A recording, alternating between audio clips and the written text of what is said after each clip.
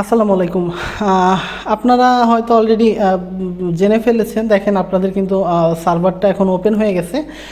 এখন দেখেন BNMC result 2025 ছিল, এটা 2026 হয়ে গেছে। এখন কিন্তু আপনারা এখানে মার্ক সহ রেজাল্টটা দেখতে পারবেন। তো এটার জন্য কি করবেন, আপনাদের যে রোল নাম্বারটা এখানে দিয়ে দেন। এখানে দিলে ডিরেক্ট দেখেন আপনাদের এখানে কিন্তু টোটাল মার্ক সহ যে কে কত মার্ক পাইছে। দেখেন এখানে টেস্ট স্কোর ছিল মাত্র 43, অর্থাৎ 43-এ কিন্তু pass mark. So pass mark থাকলে আপনি প্রাইভেটে ভর্তি হতে পারবেন, এবং এইটাই হচ্ছে পাস্ট, এই জন্য লেখা আসছে এটা পাস্ট। ঠিক আছে, তো কার কত মার্ক আসলো এটা আপনি ডিরেক্ট এখন সার্ভার থেকে দেখে নিতে পারবেন। এখন আর আসলে পিডিএফ থেকে দেখার দরকার নাই, এখান থেকে ডাইরেক্ট আপনি দেখে আপনি বুঝতে পারবেন যে মার্ক কত আসছে, এবং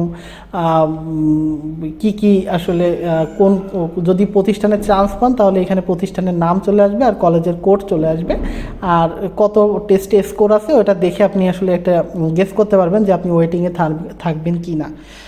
সো সংক্ষিপ্ত সময়ের জন্য আসলে এইটুকু ভিডিও ছিল।